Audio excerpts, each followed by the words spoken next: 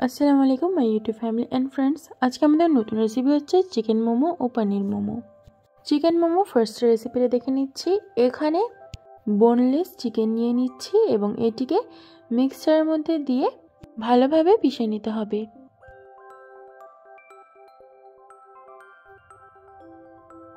দেখুন ঠিক এইভাবে পিষে নিতে হবে।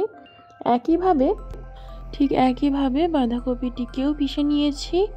এবার এরই মধ্যে যে মাংসটা পিষে রেখেছিলাম সেটি দিয়ে দিলাম এবং পেঁয়াজ ও কেটে রাখা পেঁয়াজ পাতা দিয়ে দিলাম। এরপর দিয়ে দিচ্ছি আদা রসুন বাটা, chilli sauce, soya sauce, vinegar দিয়ে সব একসাথে ভালোভাবে মিক্স করে নিতে হবে।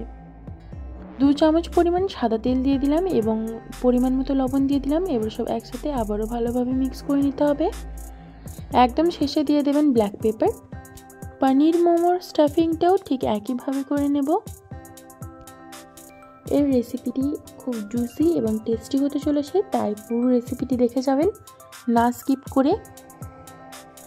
আজকের রেসিপি ভালো লাগলে লাইক, শেয়ার, সাবস্ক্রাইব এবং ফলো করতে ভুলবেন না। আর অবশ্যই আপনারা এই রেসিপিটি বাড়িতে বানিয়ে ট্রাই করে দেখবেন। পনির মোমো স্টাফিং রেডি। এখানে আটা ছেনে নেওয়া হয়ে গেছে। এবার এইটিকে একদম বড় পাড়া রুটির মতো বেলে নিতে হবে এবং যে কোনো সাইজের একটি পিলা নিয়ে নিতে হবে এবং গোল গোল করে কেটে নিতে হবে। এবার ওর মধ্যে পনির যে স্টাফিংটা রেডি করেছিলাম সেই স্টাফিংটা মোমোর মধ্যে ভরে দিয়ে একে একে শেপ দিয়ে নেবেন। এবারে একটি স্টিমার নিয়ে নেবেন এবং এই স্টিমারের মধ্যে মোমোগুলিকে দিয়ে 15 থেকে 20 মিনিট ভাপালি রেডি হয়ে যাবে পনির মোমো। দেখুন ভেতরটা কত সুন্দর হয়েছে এবং এটি খেতেও অনেক সুন্দর হয়েছে।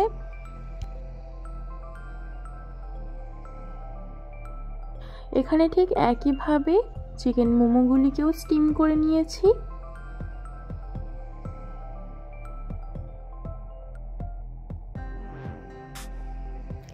দেখুন চিকেন মোমোটি কত সুন্দর দেখতে হয়েছে। অবশ্যই বাড়িতে আপনারা এটি ট্রাই করবেন এবং কমেন্টে জানাবেন যে কেমন লেগেছে আপনাদের।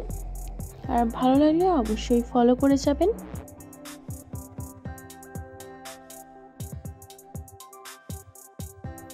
আপনারা যদি এই গ্রিন চাটনি এবং সুইট চিলি সস এর রেসিপি চান তাহলে অবশ্যই কমেন্ট করে জানিয়ে দেবেন। আজকের ফুল রেসিপিটি দেখার জন্য অসংখ্য ধন্যবাদ। Thanks for watching.